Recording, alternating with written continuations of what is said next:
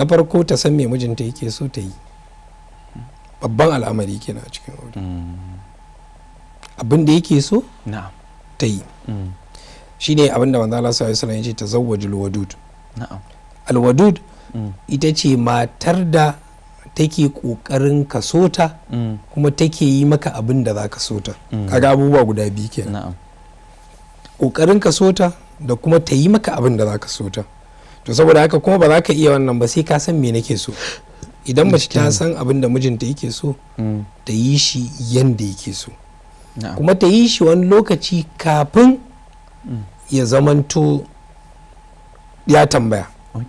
Da akwai mazaje da yawa idan ya zamanto sai na ce a bar ruwa na wanka, to wannan kawai ba burge shi ba.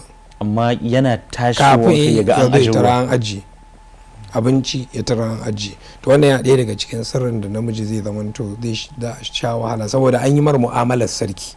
Haka sarki ya baya ba sai ya taso da safe a ce mar ba, in dokinsa zai zama dokinsa an gama ajiya, kawai ana tsema ana jiransa ya zamanto ya zamanto. Shi yasa da misali waɗanda iyaye da kakanni da ake mai gida karkata ka misali yana makwanci akan gadansa da waye, an yi abincin an ajiye kuma tana zaune a gefe tana jiran ya farka, in dai miko kafarsa sai a ce wani mai gida karkata ka, saboda an ajiye abincin ma a wajen. Wannan dumame ne da wani abin da man shanu da waɗansu abubuwan, kawai sai ga ya tashi da wannan farin cikin manufa ana tsema ana jiransa. Ce na ajiye maka ruwan wankanka, akwai wani abu da zan kawo maka bayan nan da waɗansu abubuwan. To waɗannan misali wato gabana da na dunkule ne mutum da misali ba mu da lokaci da san me yake so ta zamanto ta yi masa kafin ya tambaya, saboda idan ka tambayi abu abin ya zamanto darajar ta ragu.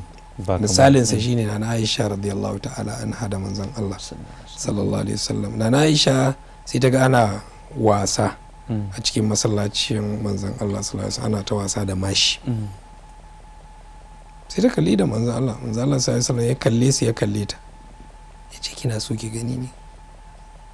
Kaga abin da take so ne, amma kafin ta ce ya Rasulullahi dan Allah ya yi min izini in gani, sai take cewa ina so.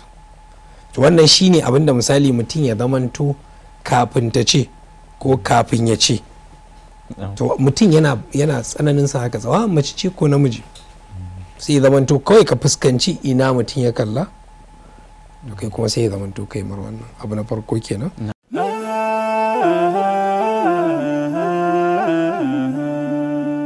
Haske mai leƙa gidan kowa Afirka TV. TV3 tafarkin rayuwa.